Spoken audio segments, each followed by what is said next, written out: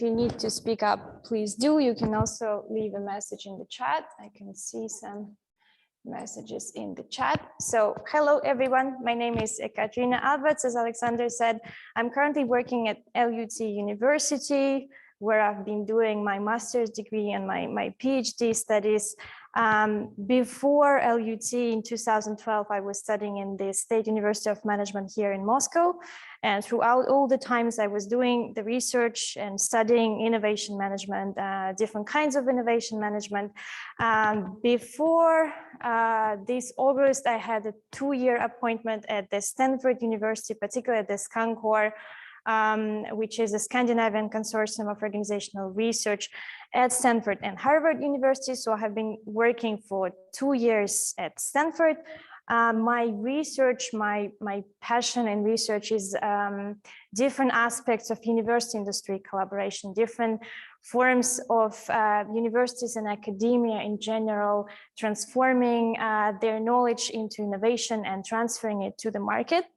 So at Stanford, I have been doing a study on Stanford case of technology transfer, an entire ecosystem of Stanford University. There is a couple of papers by me in that field. So it's about the knowledge and technology transfer and different forms, including the digital platforms in there.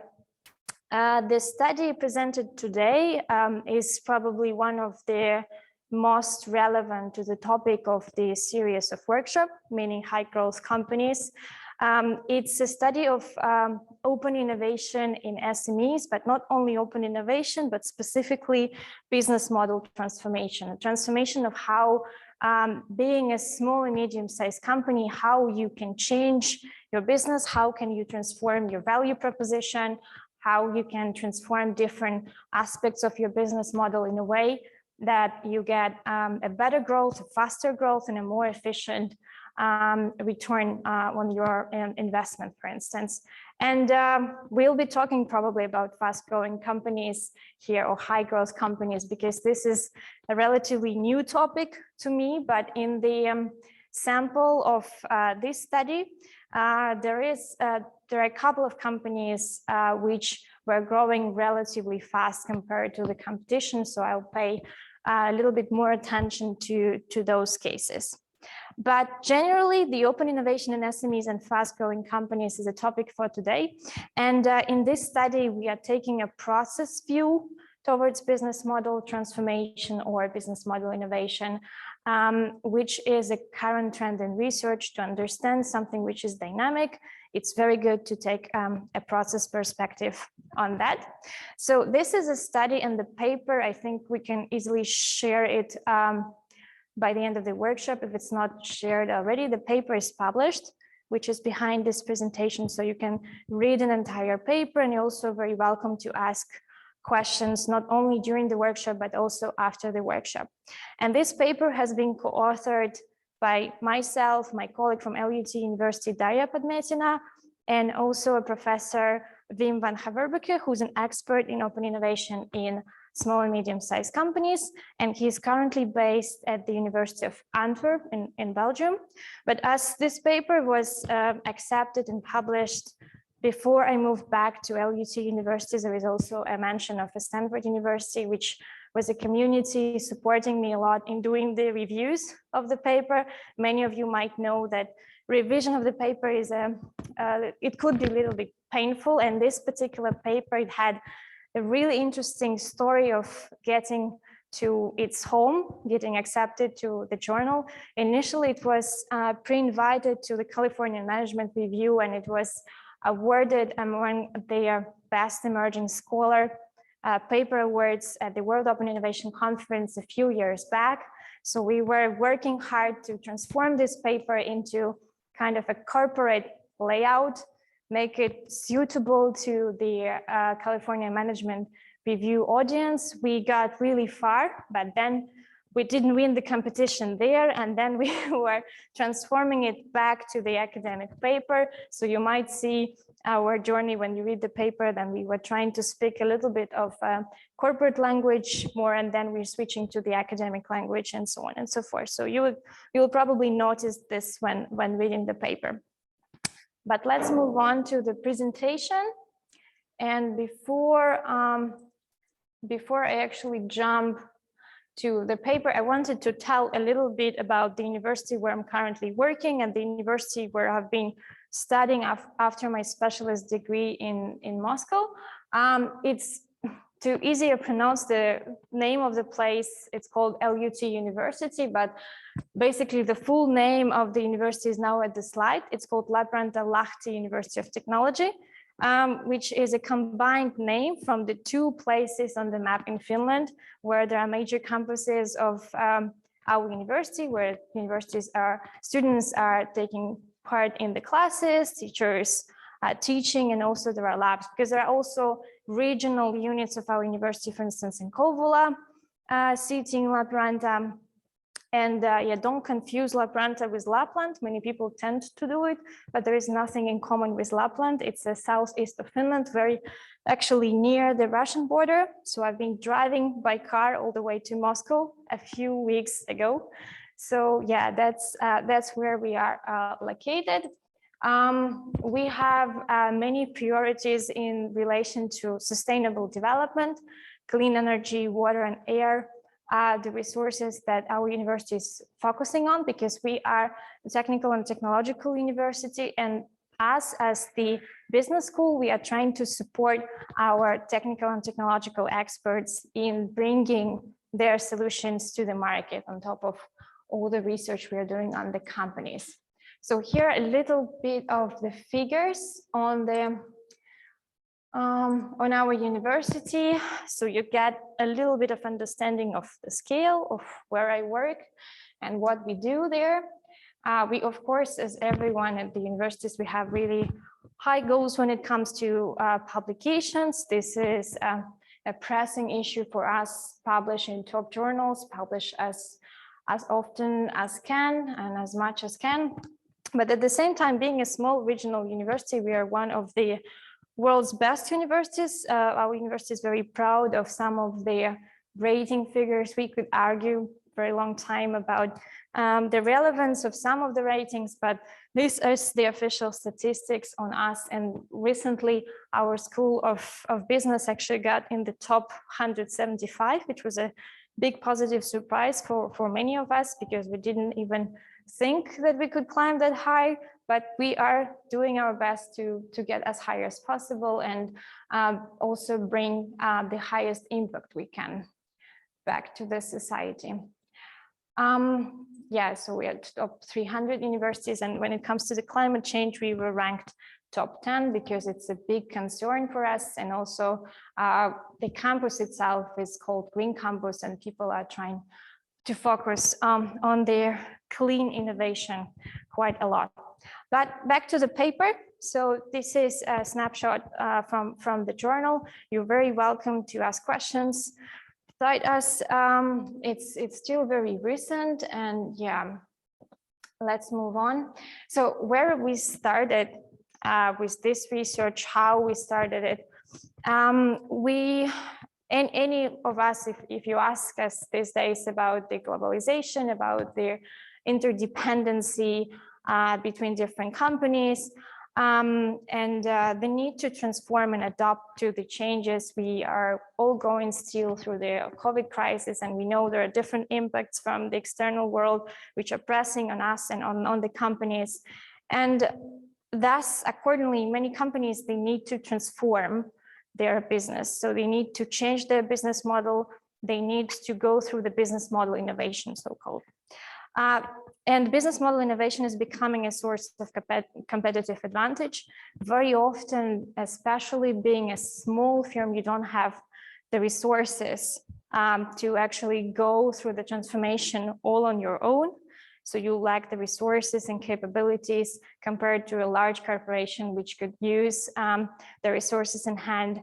The overall complexity of the business models is turning it into the research topic in itself.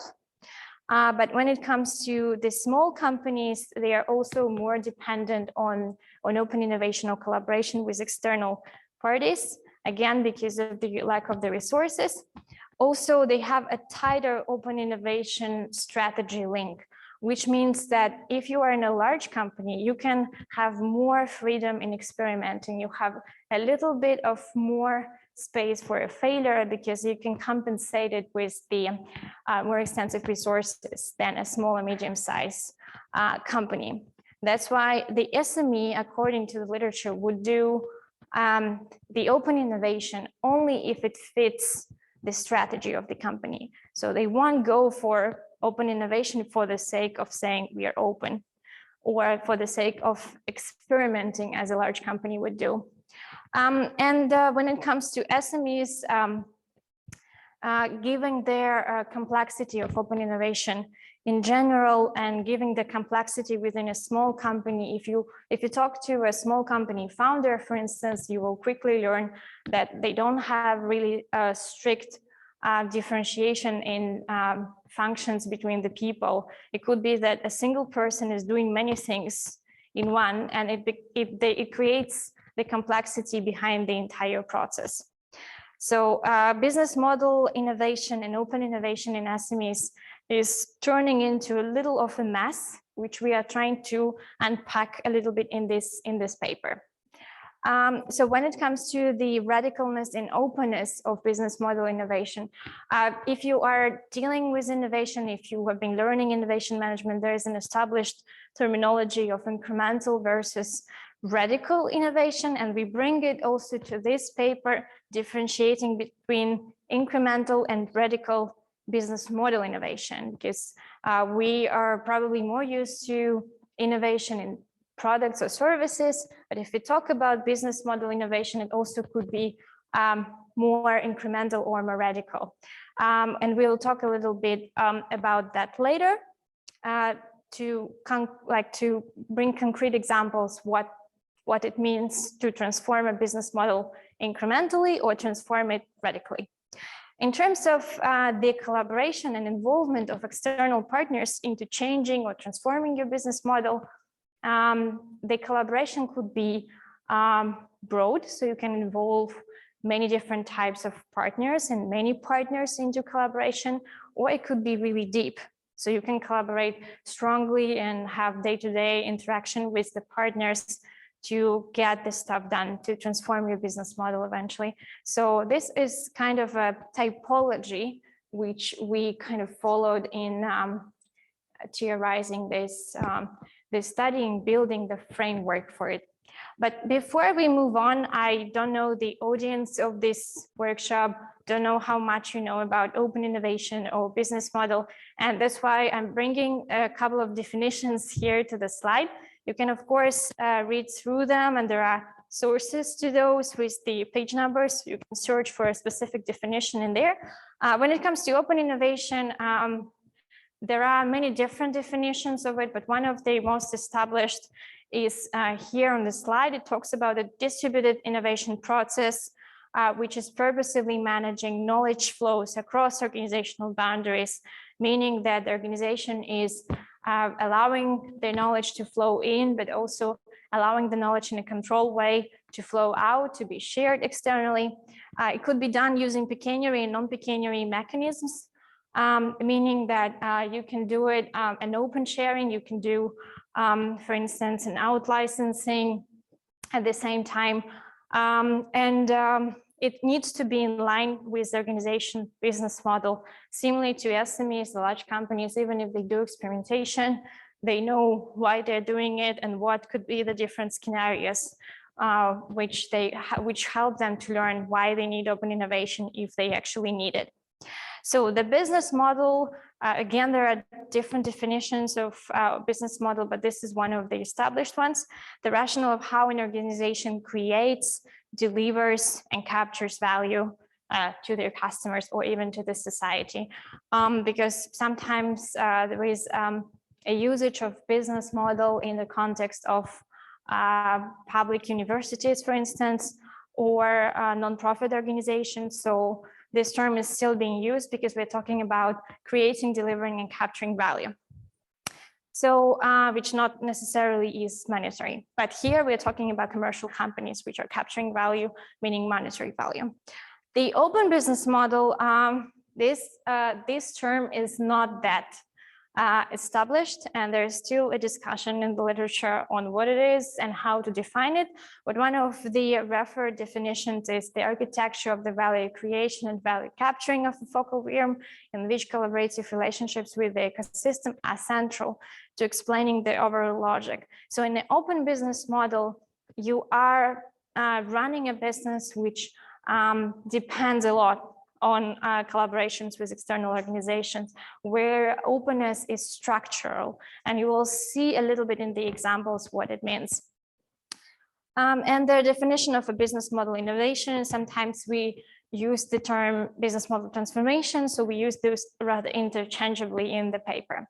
It's conceptualization and implementation of new business models which can comprise the development of entirely new business model, the diversification into additional business model, the acquisition of new business model, or the transformation from one business model to another. In this paper, we are focusing rather on the later example, or transforming one business model to another. It could be still transformed incrementally or radically. So hope it clarifies a little bit their definitions of basically what we are talking about. And if you remember the literature on open business model, and we talked a little bit about the business model innovation or business model transformation, which could be either radical, or which means changing many blocks of the business model and changing them radically, or incrementally, changing just a single block in the business model, not changing the customer base, for instance, or not changing the product. The business model, which can be either closed or open. So this is a matrix which we came up to conceptualize a little bit what we are trying to study in the paper. But even if we allocate a certain SMEs to a certain box, we still don't really know what made SME to land into a certain box. So that's why we started to study what is actually happening before the SME is transforming their business model, what is happening in the process, and how the process is basically evolving. So that's why we applied a process perspective. The process perspective has become quite popular, and the recent studies report that the process of how the things are happening in small, medium-sized companies is very unstructured, and thus is not very well understood. There is no theory which could explain what's going on there, and that's why we actually started to look at this through the process prism. And there is a number of attempts to tackle the SME, either open innovation or business model transformation, but not the two combined together. So we combine the business model transformation as a process with the open innovation as a process, because that's how it happens in reality. That's how the phenomenon is actually evolving in reality. But of course, the academic studies, they need to limit, we all need to limit our scope somehow. But here we try to combine the things and see what has been happening there in the studied SMEs. And now jumping to the methodology to explain you how the idea of combining several things actually emerged. It's all started with a much bigger scale study, which came from the INSPIRE project. It's a Europe-wide Horizon 2020 project on open innovation in SMEs. So you see that's been kind of an initial limitation of our sample, which came from the project. There we collected, first we tried to build kind of a map, a structure of different SMEs, a sample of SMEs across Europe. And this was motivated by the project itself and the need to understand how European Commission can support SMEs in doing open innovation, how European Commission can understand when SMEs need open innovation, how SMEs and entrepreneurs can understand that. So it was all unstudied, and that's why the project was kickstarted. Initially, we found about 370 SMEs from across Europe, and we used a mixed sampling. So we combined theory-based sampling meaning that we looked purposively for open innovation in SMEs. So we looked through different projects across different sources, through the innovation networks, through the SMEs networks, chambers of commerce, maximum variation sampling, because the aim was to build a picture of entire European Union and the SMEs in there. And then the criterion sampling. So it needs to be an SME according to EU definition. It needs to be an SME which is running open innovation, and we can actually access the data on them, and we potentially can access the founders of the company to learn what has been happening there. So we ended up with 103 case studies, cases, which are based on interviews and secondary data. And we filled the templates for each case. I don't know how much you're familiar with this methodology. It was one of the first times when I was using it in practice at that scale. So we run as a team, the project team, we run all the interviews with these companies. And then we agreed on a structured template filled for each case, where we were unifying the words, where we were reviewing the work of each other, coding the interviews into the case, so we can actually better understand across the languages, because there are also many languages in the European Union, as you know. So there was another effort into unifying the data to be able to work with all the variety within the sample. So we first analyzed the templates of the collected cases, where we were searching through the keyword business model. We identified certain cases where a business model was anyhow appearing in the text, which resulted in 11 cases after manual analysis, because in 2 of the cases, business model was mentioned without any relation to the actual case, just in between the words. So, and then we took a deep dive into the data on 11 cases. Wherever we had all the qualitative data, like interviews and secondary data, we were using it. We also had a multilingual co-authors, which was also very helpful in combining different languages and analyzing the data. So, and then we were manually coding the key events in the SME history from back in years when the SME was found, to the moment of the interview, when we know that the company has gone through an open innovation project, and at the same time a business model transformation in the selected cases. So we identified the triggers, something that triggered the company to change their business model, the challenges in changing it, and also the strategies which the companies applied to cope with those challenges. So we saw that, and also based on the data, we saw that this is a structure which is informative for both science and for SMEs. So this is a sample summary of the cases which were analyzed precisely in these studies, and we would love to analyze more, but in qualitative research, it actually would be really difficult to fit it into a single paper at that level of depth that we had to dive into the data.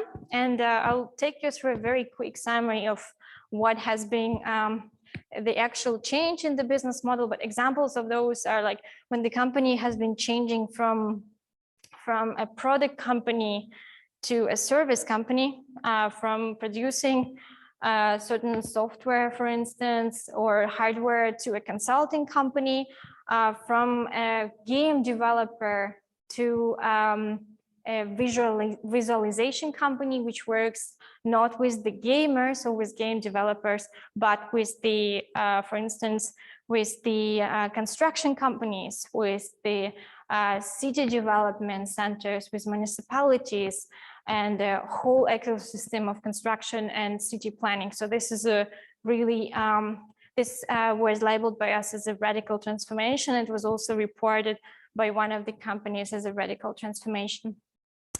So, and I also marked the companies J and K as a relatively fast growing companies in relation to the topic of the workshop, because the Danish company, the startup from Denmark, they were developing a headset for brain stimulation. So you can imagine this is a headset when you put it to your head, and it's supposed to, using the electricity, it's supposed to stimulate your brain work. It sounds probably very attractive for us as researchers. You need to make your brain more efficient, but when you really start thinking of it, you start to feel potentially a little bit scared. At least most of the people and most of the potential customers, even early adopters of the companies, of this company, were using really scared. They didn't want to put the thing on, they didn't want to try it.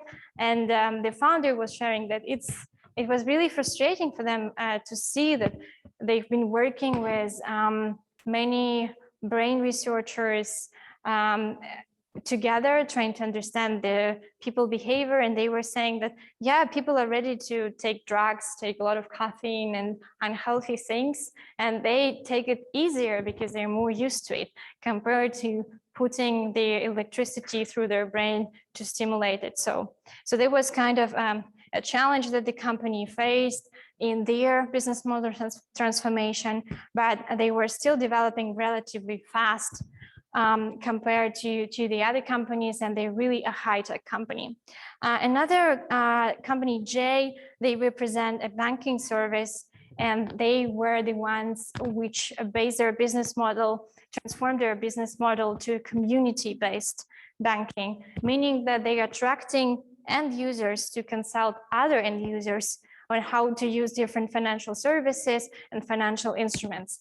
So they were also a relatively fast-growing company simply because they could manage all the scale. Still being a small company, they could manage all the scale of the business.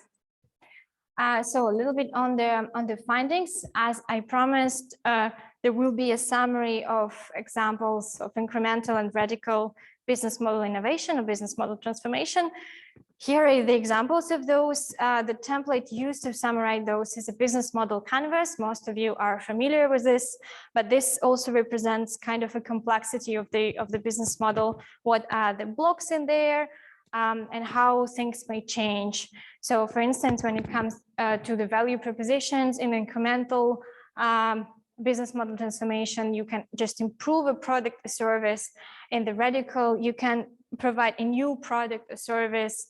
You can grant an access to a greater variety of offerings, or provide a community-based product or service. When it comes to the customer segments, you can shift in the radical business model change.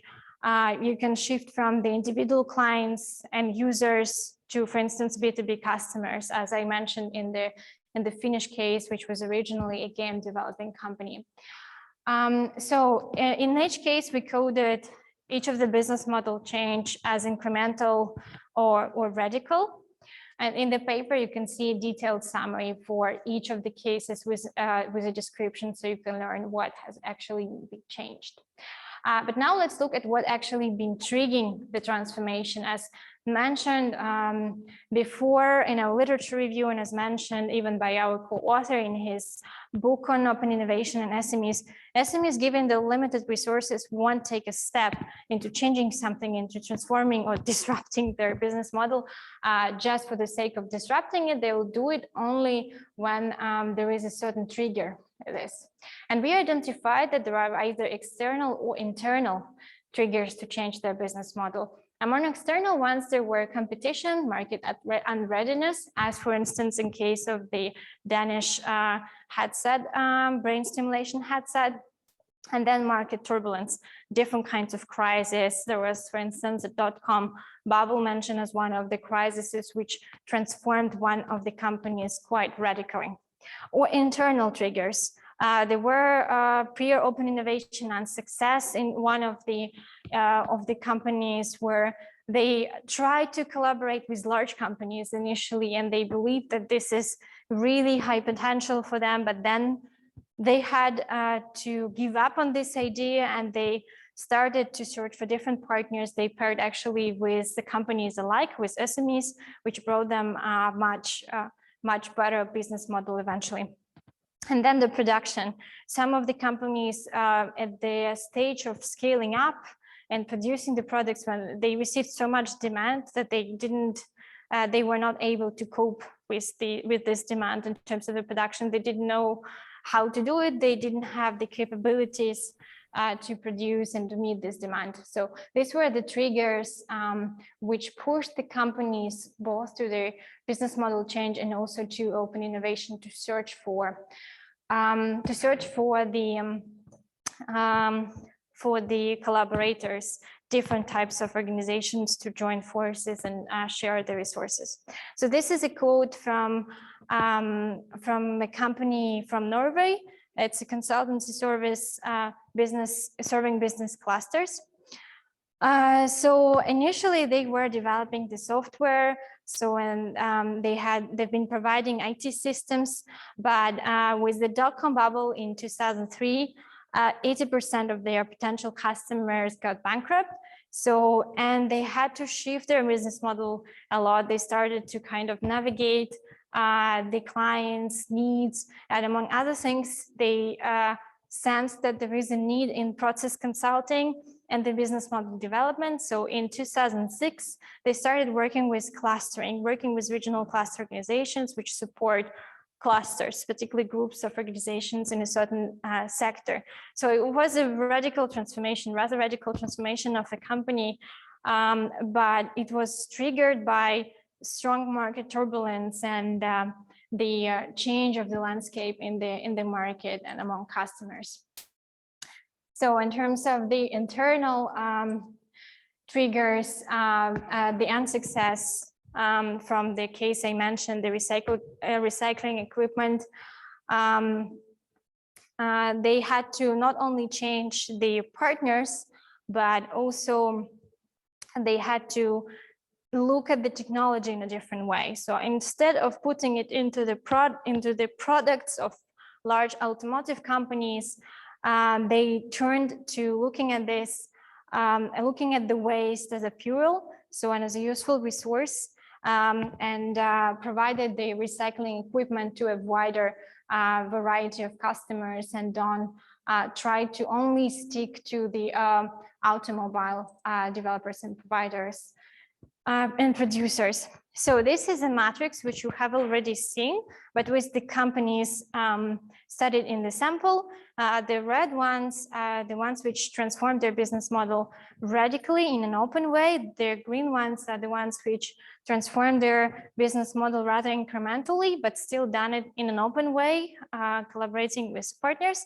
And one of the cases in our sample has done an incremental model change, business model change, but they've done it on their own.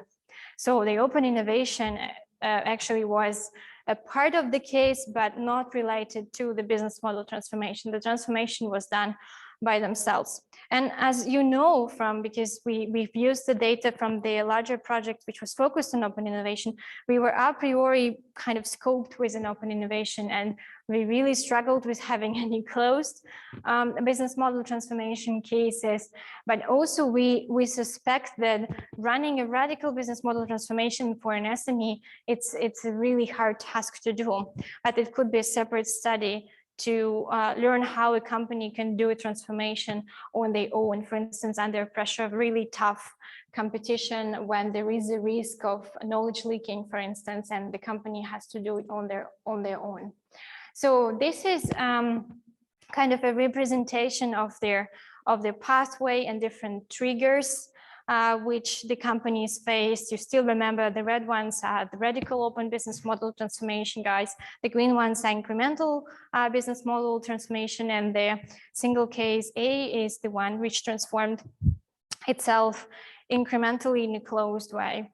And as you can see that the ones which transformed the companies, their business models radically, they were pushed by external triggers rather, while the ones which were transformed incrementally were pushed by a combination of factors, some internal, some by competition, for instance.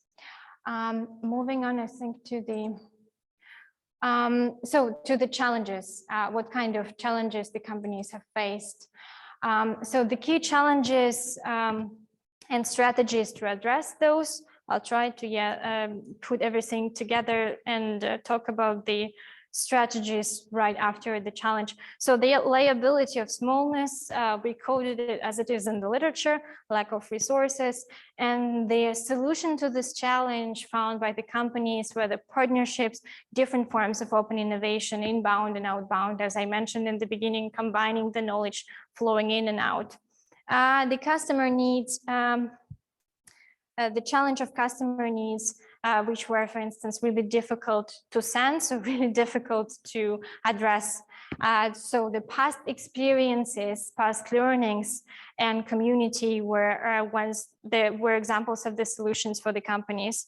The leap of faith, when the companies had to really make brave steps and experiment in their business model transformation. Again, past experiences and learning externally, learning from the partners who know a little bit about the new space was helpful for the companies. The intensified competition was an additional challenge, meaning that, for instance, at a certain point, the niche became very attractive. So the more competitors came in. So differentiation was one of the solutions, offering to specific segments, high quality and price, for instance. Hard to copy, and then the community-based unique selling proposition was one of the solutions among the case companies. The challenge of scaling a scope for several cases was found.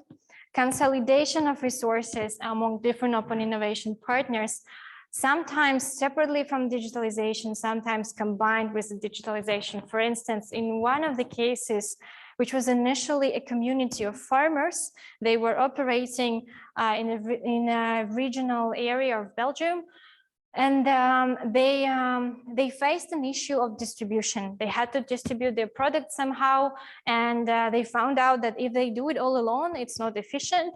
They have to consolidate their resources. So in addition to joining their forces in distributing it like buying a car, they also added the information system and digitalized the whole process, and they were able to fill the gaps among the customers to meet the needs of their customers and do it in a more resource efficient way. So this was an example of combining the consolidation and digitalization strategies to balance the scale and scope issue. So the challenge of leap of faith, the Finnish company I mentioned, the former game developer, was the one which literally used this code, which we adopted later in data coding. To be completely honest, we were making a leap of faith. I think an important element is a network of companies, competition, and partners. This for us have been a way of learning what they're doing, what they have, and how we can add something to this. So for this company, the transformation of their business model from a game developer, where they have not been performing that well, started with a Europe scale project on city development. And they learned from really big players what is this market and what is the potential and what are their unmet needs and how much people working in city development can actually require the visualizations. What is the gap, for instance, between the citizens trying to deliver their message to the city developers and the politicians in there. And visualization is a tool to help. And the visualization used in games was really actively adopted in the project, which helped the company to learn a lot, also gain the network and gain quite a few customers, not only in Finland, but also abroad. So that's an example of how open innovation helped the company to transform. So this is a rather complex diagram. We spend a lot of time with our co-authors trying to think how you can visualize the pathway, the entire pathway of all the companies in the sample, what kind of triggers they went through, what kind of challenges they faced, what kind of strategies. The strategies are marked in gray on the graph, and what kind of new business model they ended up with in terms of the type. It could be closed business model adjustment, open business model transformation, and open business model adjustment, as we discussed with the matrix. So I know that it's a complex diagram, but I think one of the steps to develop it is to provide a kind of a dynamic graph, and probably one day in our publishing world, we will have also the dynamic graph helpful to show the processes behind different transformations in organizations and companies. So moving on to the discussion and closing the presentation. So as I mentioned in the beginning, understanding the processes within SMEs is a challenge. Open innovation per se is a complex phenomenon, and business model transformation is a complex one. So to understand this thing, we took a process perspective and we combined several things in there and respond to several calls for future research in the most recent literature on this.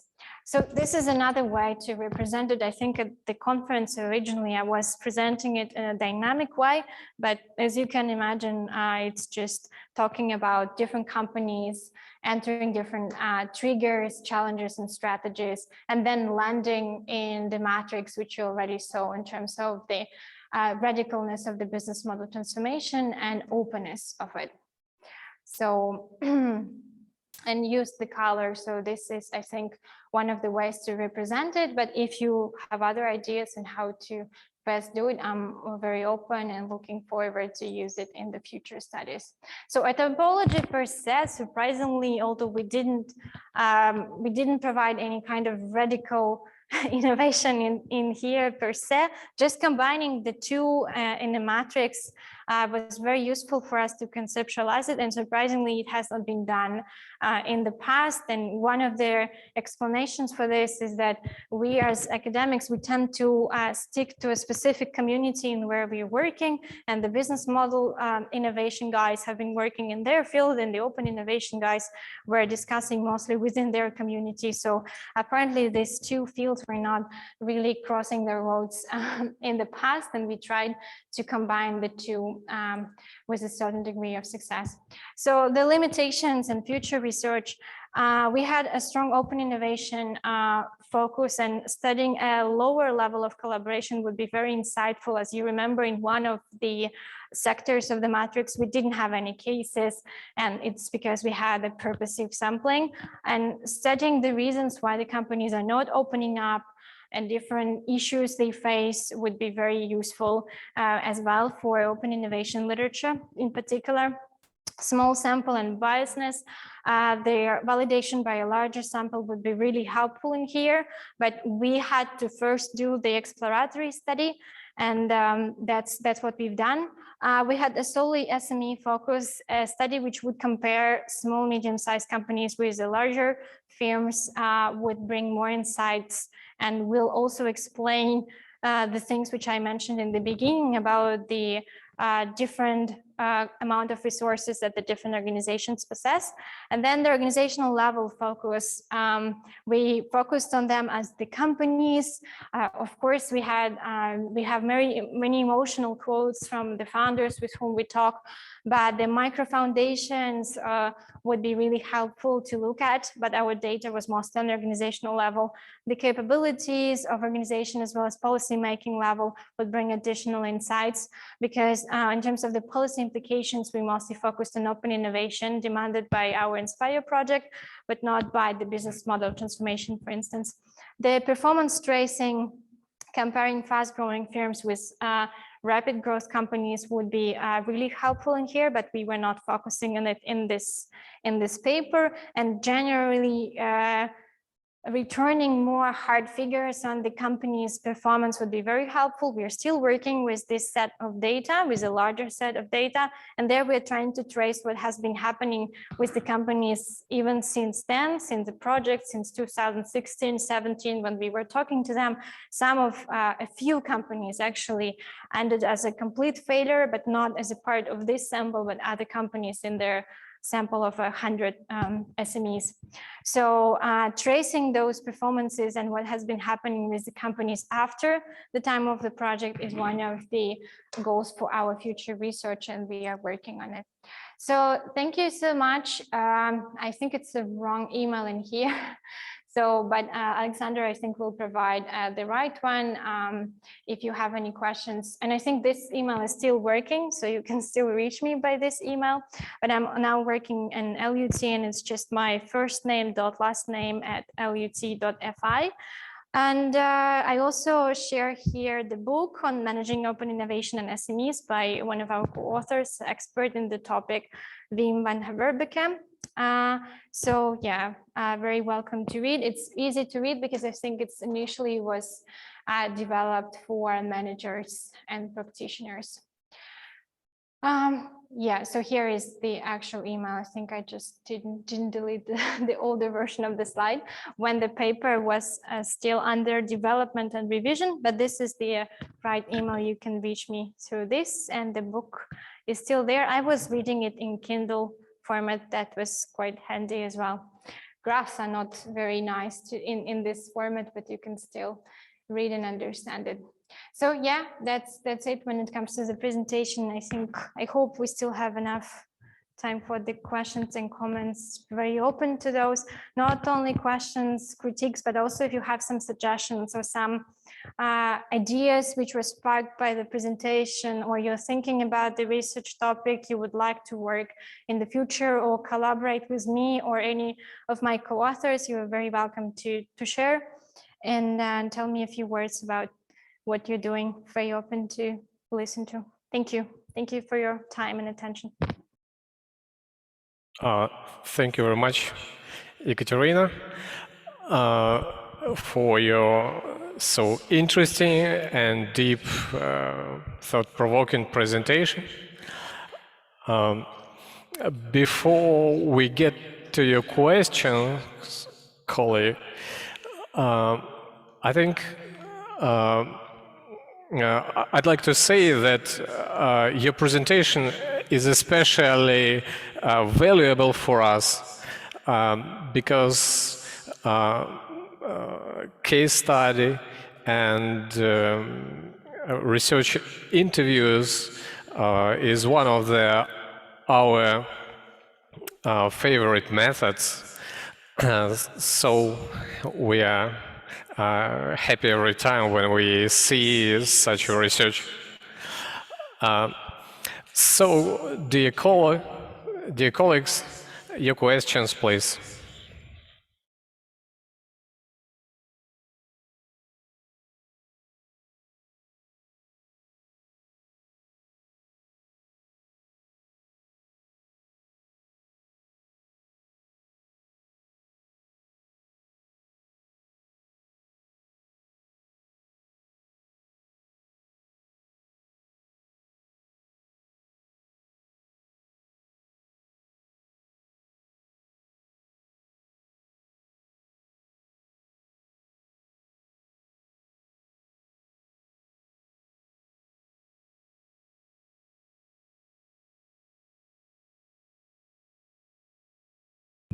Some methodology. What do you mean when you study a high growth company? Which criteria did you use? Thank you so much for a very good question. To me, the high growth companies is still a thing to define, and I'm now working with my colleagues to find and establish definition for those. But the two companies which were growing comparatively faster and much more in our sample were the companies which were reporting on the growth by themselves. It was really hard for them to deal with the demand that they were facing. The businesses were very scalable. So the figures when it comes to the growth in the future at the moment of the interviews were very high, and they were also attractive for investors. So so that was my criteria in this particular sample, but I know there are really criteria like profit margin, for instance, returns after a certain amount of years. So we were working with companies of different stages, and these were the companies in our sample which were the most fast growing, fast also in terms that they were able to achieve the growth in a shorter period of time, given the type of their businesses. For instance, the Danish headset device, as they transformed their business model from working with end users as me and you, they started to work with hospitals. And working with the patients and positioning their products as medical devices. So the demands they got was much higher than from the users, which were hesitant to put their devices on their head. And they started to receive big contracts, and they started to really think on how they could differentiate their products to meet the niche needs of the medical customers, but also how they can actually meet the demand at that scale. And the banking company, which I mentioned, which transformed their business model to community-based, they were saying we didn't expect this growth ourselves. We didn't know, because it was a totally new business model, even for the region. There is a quote from one of the founders saying that the digital banking in general and community banking is in its infancy in Europe, and we didn't know how big it is, and we sense that it's really big, and we were able to grow really fast and outperform. And I think they were eventually acquired by a really big bank quite fast. So that was my personal definition in specifically this sample, but I know that there are other definitions which I'm looking at now in the literature. So yeah, but given the topic of the workshop, I'm also open to the audience in terms of their definition of fast-growing companies, high-growth companies. How do you define it, and what you see, for instance, in studying the Russian context or other contexts? How would you define it, and what are, for instance, the trends in there? Whether this could be achieved only with a kind of a new radical business model, or it could be achieved with the more traditional business, and how it can be done then. So I think it's a hot topic generally. So yeah, open to the audience and their thoughts on the topic. Dear colleagues, I would also like to add that we are going to continue this series of workshops and research seminars dedicated to high growth companies, especially tech ones, and those companies, and of course small and medium high growth companies. So I'd like to encourage all of you, either our Russian colleagues or foreign colleagues, to contact us, because we would be happy to organize such a seminar or workshop with you. We would like if you could share your ideas, your research, and so on.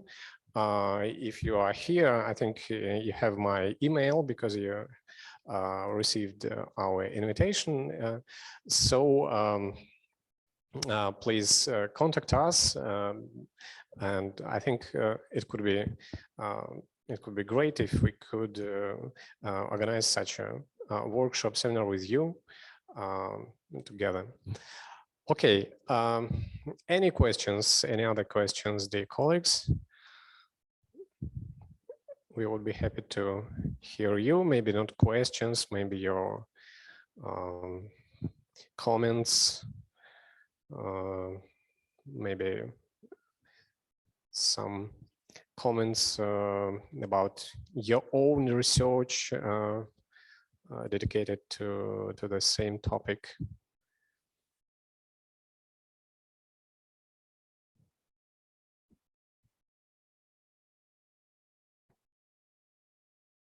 I know some colleagues are going to ask something. Yes, Professor Lapina, please. Ekaterina, does it matter the industry of company to transfer new model from closed to open? I noticed that one company, it was consulting company, stay in closed model. Why?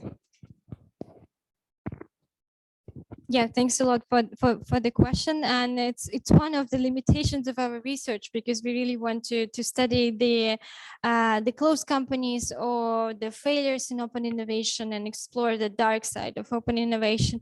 But particularly with this company, it was very simple, because they're very limited in resources and they were hesitant to actually share all their internal knowledge. They turned it into partner-based business model. So they relied on a small team of consultants which were collaborating under an umbrella of the company. And they thought that they are smart enough within the team. But initially, to do that, they had a practice of inviting external speakers.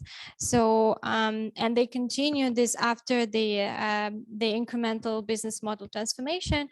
So the external speakers could indirectly inspire them to this transformation. This is the consulting company working in the field of digital media.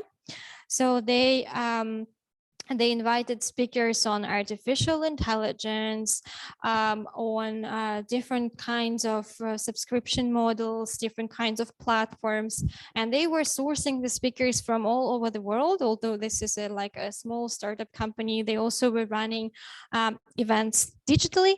And I assume that this kind of external knowledge acquisition was inspiring for them in general, although we didn't find any direct connection with the exact business model transformation and changing it structurally, changing it organizationally, because I'm sure the speakers were not consulting them on how to do that. There was an internal decision. But overall, I think the seminars like here today, we are exchanging ideas, we're talking to each other, asking questions. This is very helpful generally for our brain work, for brain stimulation, and I think that could indirectly affect their work, although was not directly connected to the externals. So yeah, that could be my quick answer to the question. But I know that there are companies which we are looking at now who are purposively not looking into collaborations. Sometimes this was because of the unsuccess in the past, some knowledge leak, for instance, them being scared that their knowledge will be stolen. And we can't exclude this in the open innovation, and this is one of the dark sides of open innovation. So there are different aspects for small and medium-sized companies hesitating to jump into the open innovation processes.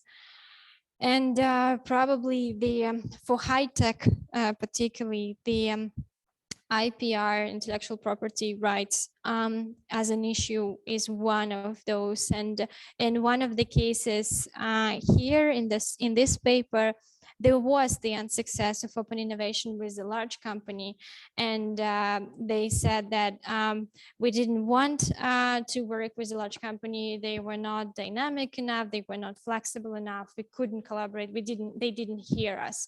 But once we found a small partner, we learned that we are actually talking the same language. So sometimes it's an unsuccess in the choice to not work. Sometimes it's a matter of just finding a right partner for a particular company or particular business.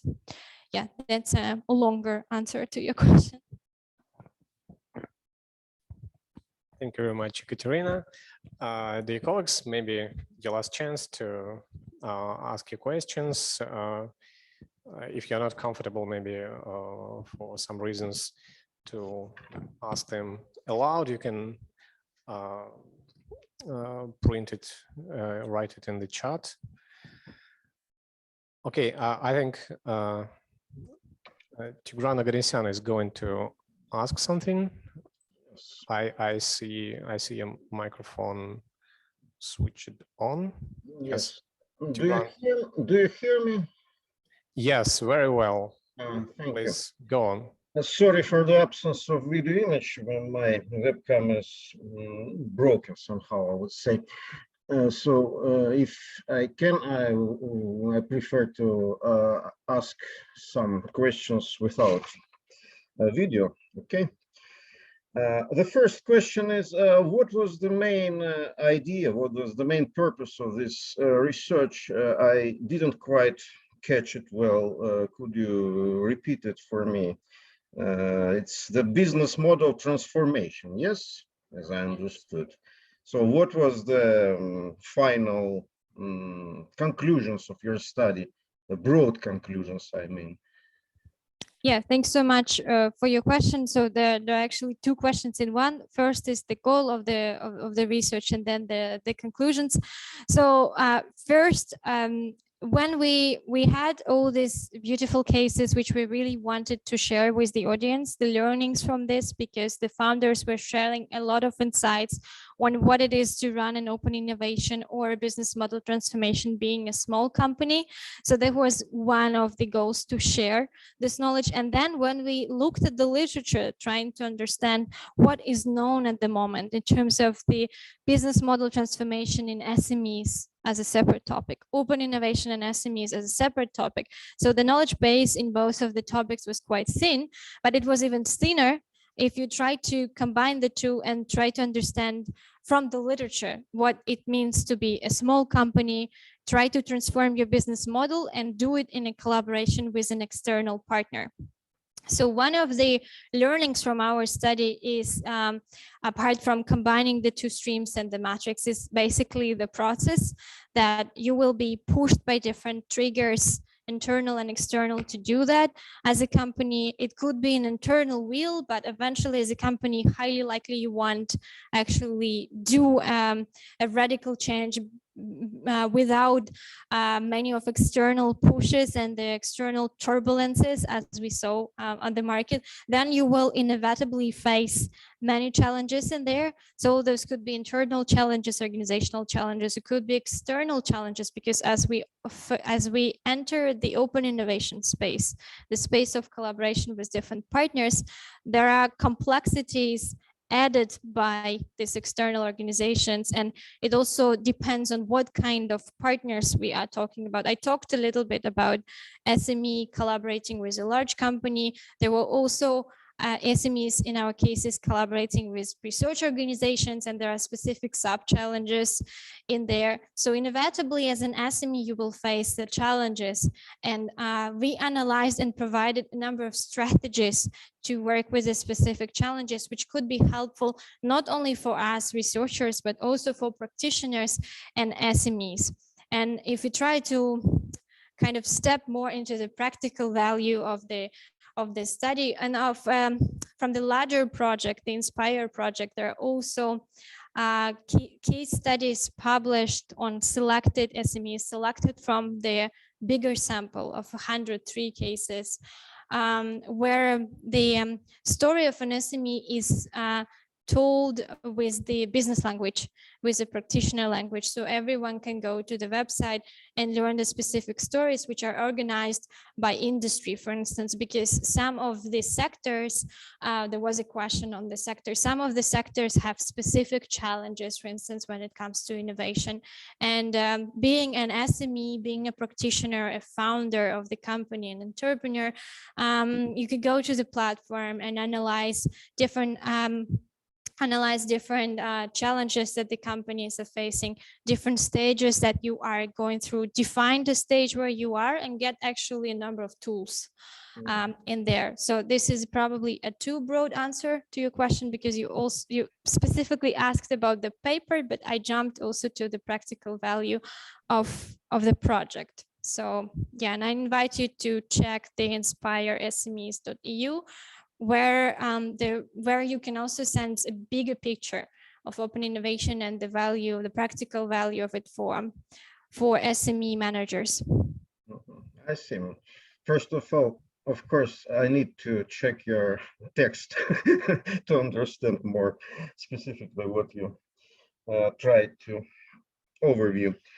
But the next, another question, as I understood, there are no attempts so far to trace the performance, yes, as I see. So nothing is connected. Not that much in the paper, but in the appendix, we provide a summary of the performance which was achieved thanks to the Open Innovation Project and partly thanks to the business model transformation. Sometimes they were not quantitative measures, but the big steps and achievements according to the company as they see it. Because if they saw a negative effect of the Open Innovation Project, for instance, they were reporting it in the interview. So whatever we were able to collect as the performance measures or as outcomes of the business model transformation and Open Innovation Project, we put there in the paper.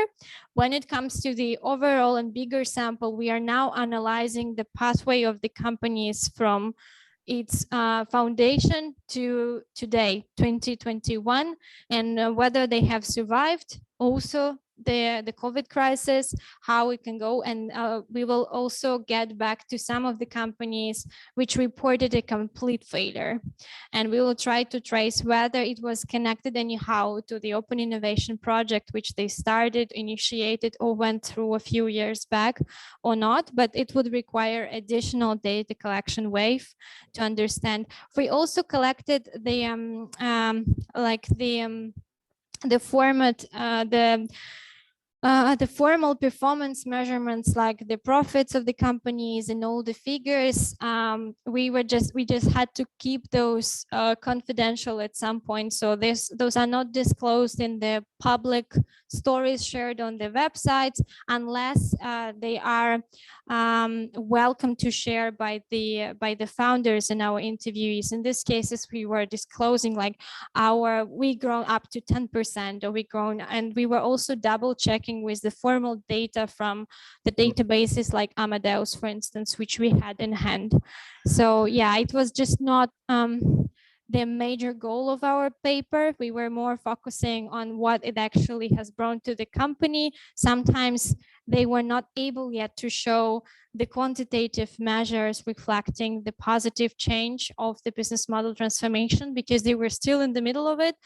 But they were reporting the qualitative effects of it and the learnings. For instance, the learnings, and some of the companies, the founders were saying that these learnings were actually way more valuable than the money we could get at this point, because sometimes they even got funding, but they sometimes were lost in like where to go and how to develop their company, how to scale it.